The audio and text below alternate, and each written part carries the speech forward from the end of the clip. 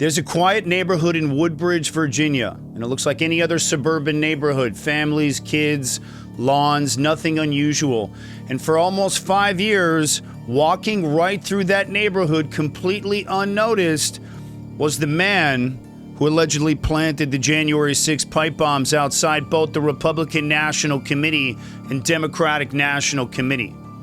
A man described by his grandmother as almost autistic-like. Someone who wouldn't hurt a fly. Someone who walked a chihuahua around the block each morning. A man who, according to the FBI's own affidavit, built viable explosive devices. I'm talking about the kind of devices that could have gone off inside that building. A man Biden's FBI couldn't find for years. And then Trump turns to the White House. Kash Patel and Dan Bongino step in and take over the FBI's senior leadership and intelligence role. And the Bureau's culture shifted.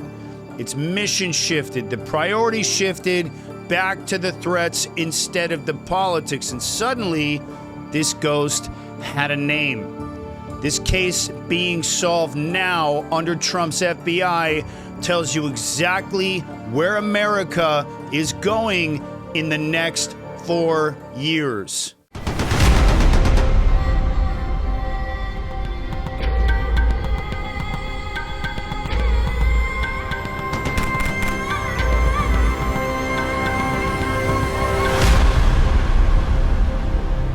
So who was this guy, the silent threat that everybody missed? Well, Brian Cole Jr. Is his name. He doesn't look very dangerous. He doesn't match Hollywood terrorist stereotypes. He isn't loud online yet. Beg to differ. I believe we will see something. He hasn't ranted, or at least it hasn't been released yet.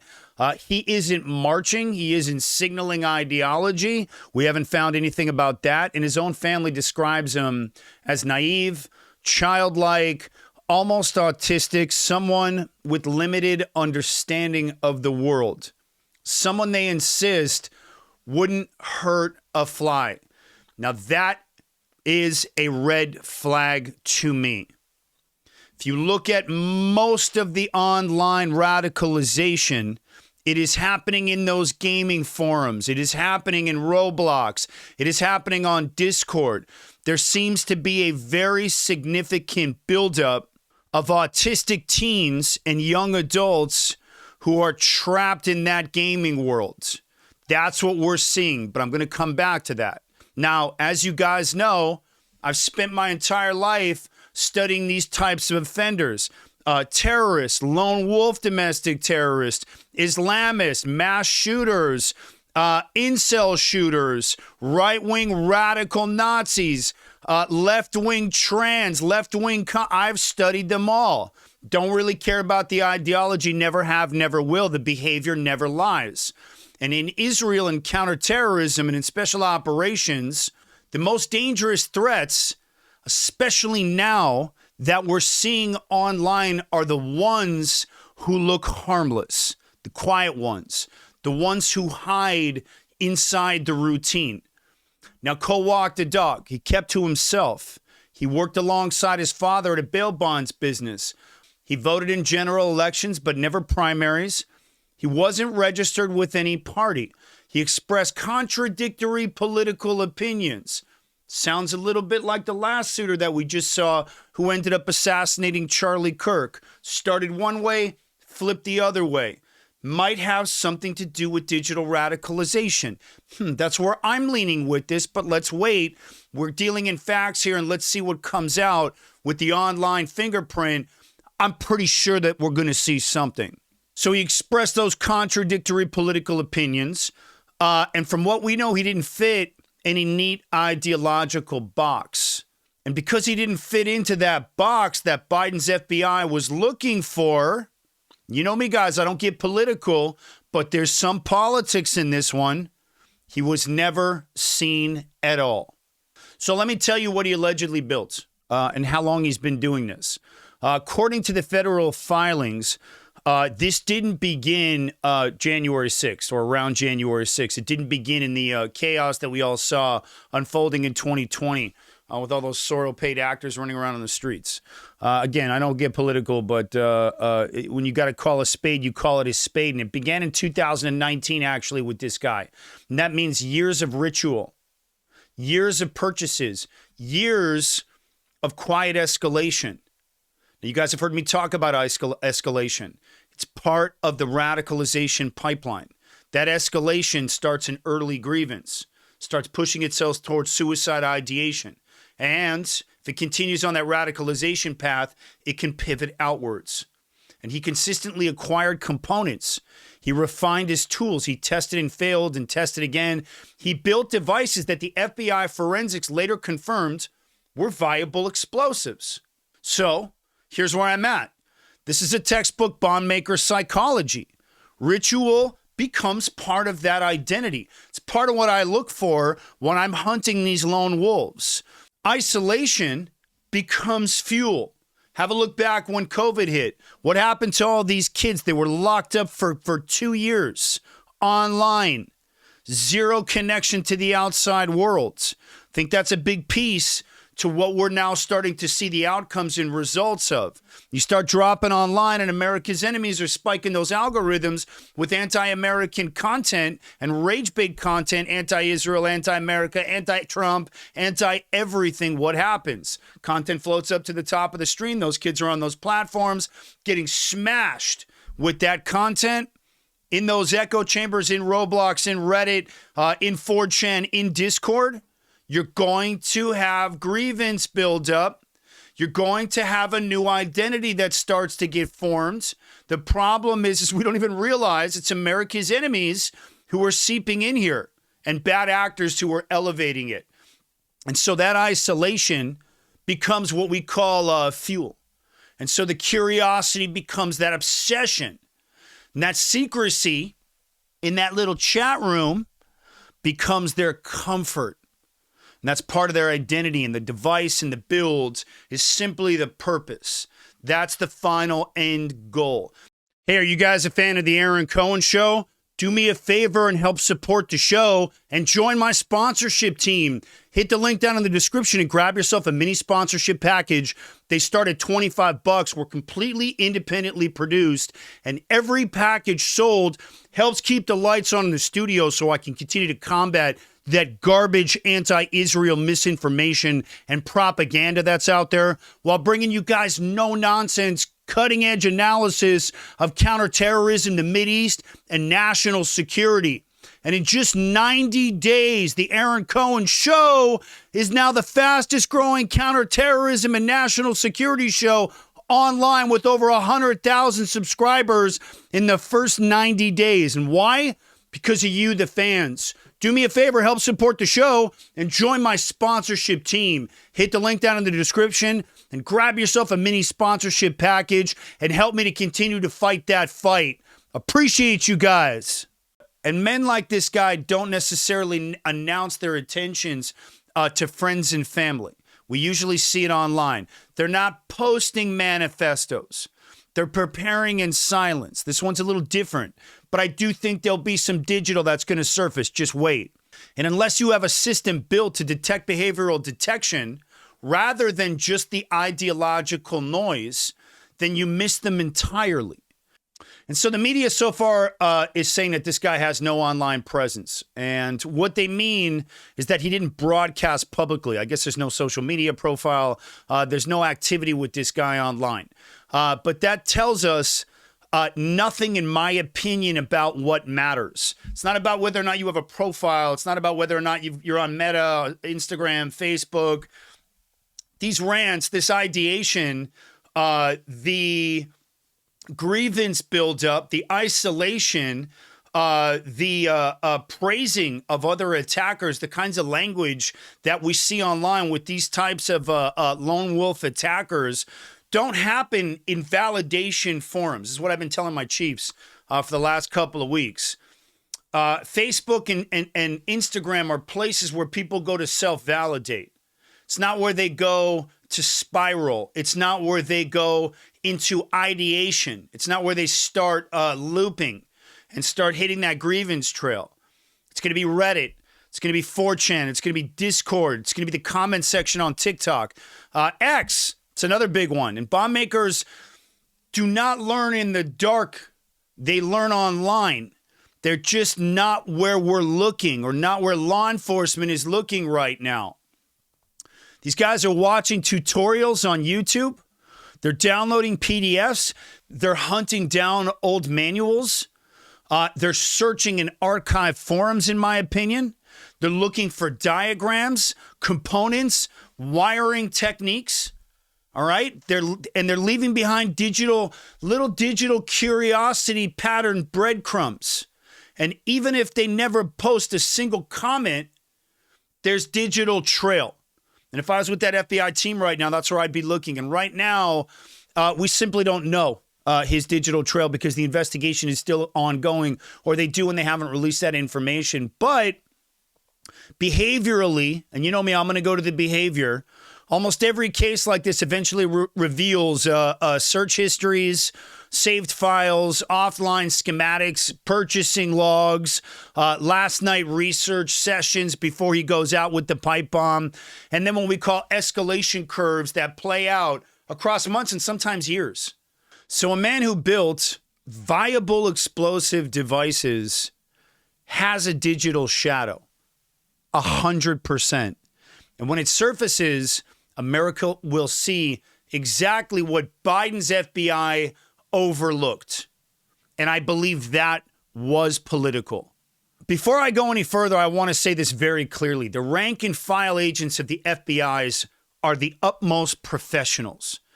These men and women are patriots. I know these people. I've worked with them both in the law enforcement side of the house, training certain FBI SWAT teams, regional ones throughout the country. These are professionals. They're patriots.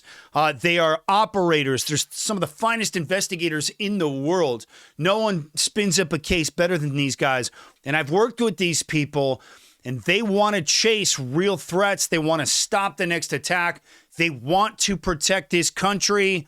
But the field line agents don't necessarily choose which cases get lifted up, which ones get resources, what leads get prioritized, and what threats get the manpower. Leadership in the FBI does that. It's up to their command to decide where those priorities are going to shift. And the leadership under Comey, which completely politicized a version of the FBI and then bled into Christopher Wray, is what failed them.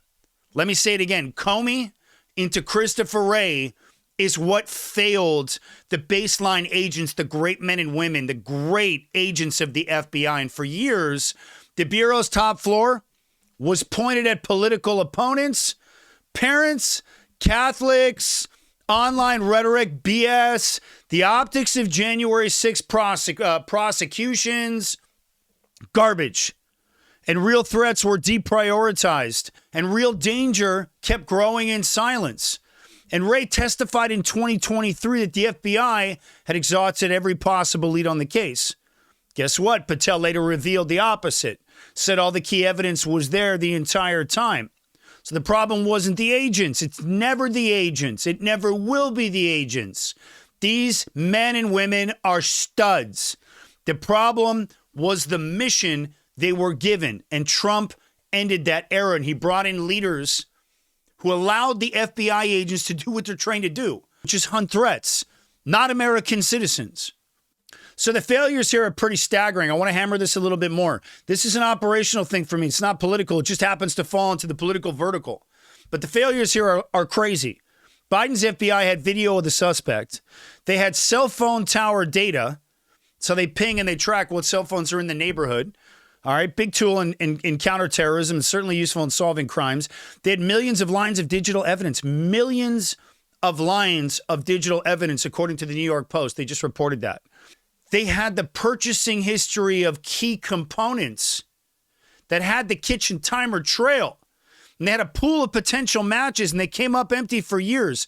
And the House committees were told that the cell phone data was corrupted. And investigators admitted they didn't know the suspect's motive, ideology, or even gender. 7 different people bought the same model kitchen timer, according to the report. And nearly 200 phone numbers were flagged as of interest is what it's called, but none of them led to coal. How is that possible? It was because the Bureau let this thing go cold. Why? There's only one reason. It's got to be political. These agents are too good. What did they know that they didn't want to open up? And so when leadership prioritizes political narratives over operations, that's where I draw the line. Not when you've got a 30-year-old running around with pipe bombs. Trump returns to the Oval Office, and clearly everything changed instantly. Cash got put in.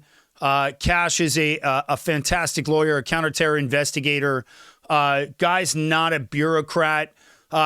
He re-ingested the entire data set for the case, re-scrubbed the cell phone towers, I guess, or re-scrubbed the cell phone tower dumps, had his agents cross-link numbers that had never been properly matched, if I had to guess.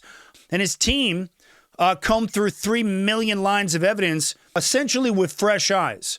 And Patel said it very plainly. The evidence wasn't new. The analysis was. In my opinion, Bongino's great. This guy brought the field instinct back into that command structure as the number 2 for the FBI. And so suddenly the FBI isn't chasing this political garbage smoke anymore. Again, they're going after real danger. And under Biden, this suspect vanished. Under Trump, what are we, 6 months in? He's found. So that's the difference. This is about leadership, and it's about killing all of the BS politics.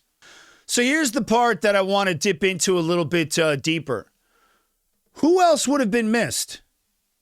You know, this is the part that I think about. If a man can build viable explosive devices while living with his parents 30 miles from D.C., and then walk the same neighborhoods every day, blend into suburbia, and nearly detonate pipe bombs while people are inside that building and still go undetected for half a decade, my question is this.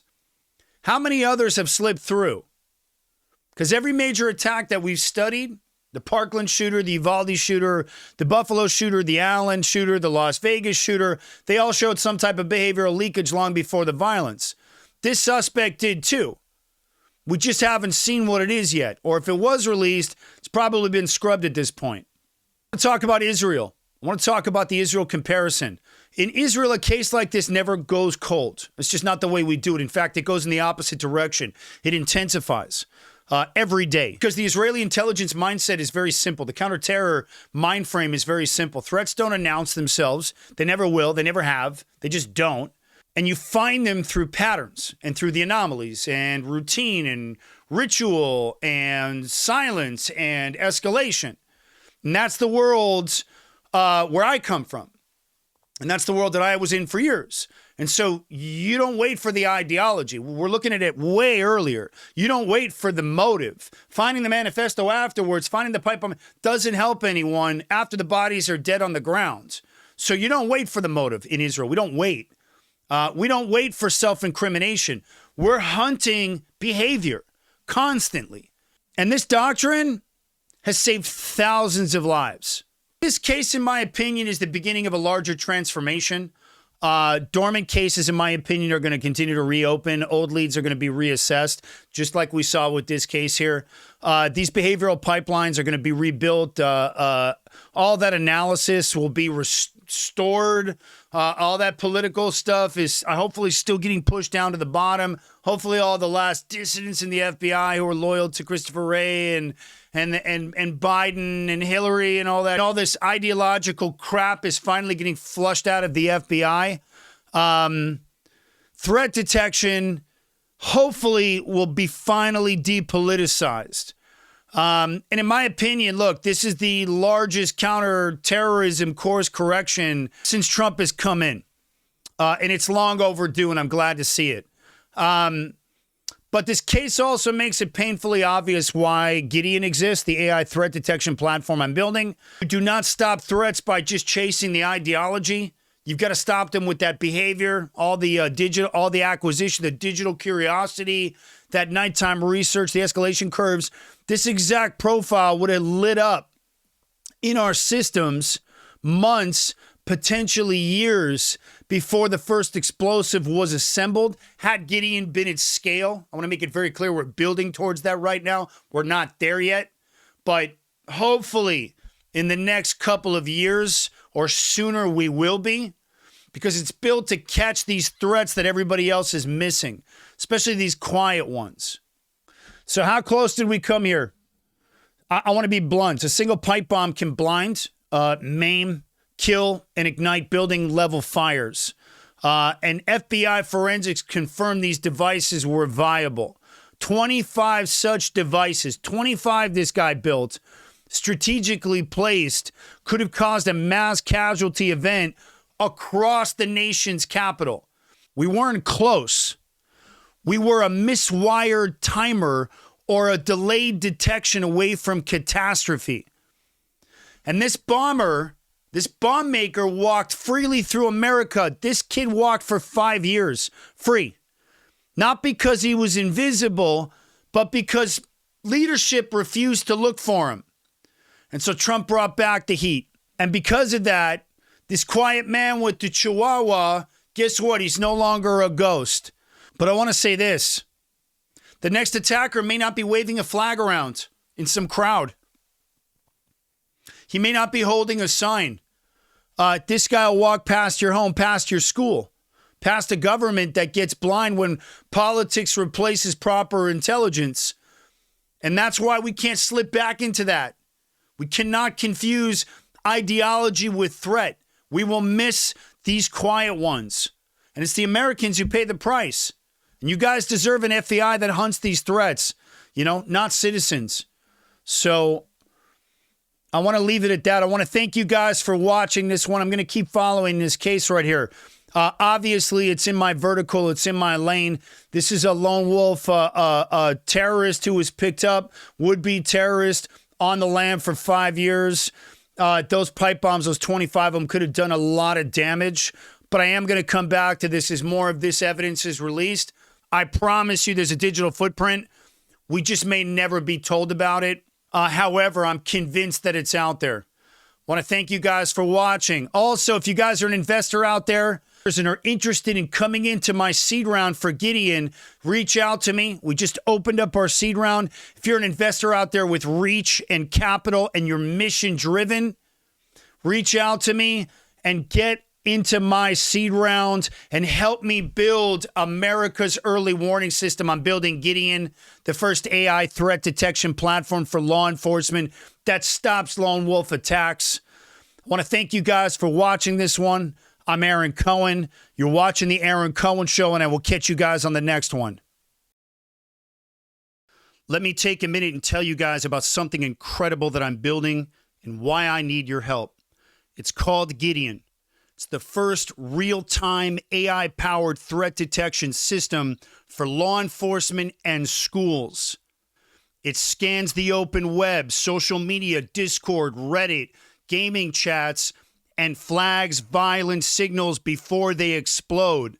We're talking about radicalization, grievance buildup, martyrdom language, the exact warning signs we've seen before Uvalde, Buffalo, and the D.C. embassy murders. And right now, there's no system catching it. So I'm building it. And I'm asking you, my audience, the people who care, to help me fund it. Every dollar goes directly to engineering, law enforcement deployment, and getting this into schools and across law enforcement agencies across the country. And so if you've ever asked, why didn't they stop this? Or how come they didn't stop this? This is the answer. And if you're one of those serious guys out there watching this and you're a fan of the show, the ones with the capital, access, reach, the network, and you want to partner with me to seed this mission, I want to hear from you. Reach out to me. Click the link below and reach out directly if you're one of the big dogs. I'm building the system that stops the next attack before it starts, and it's called Gideon. Appreciate you guys.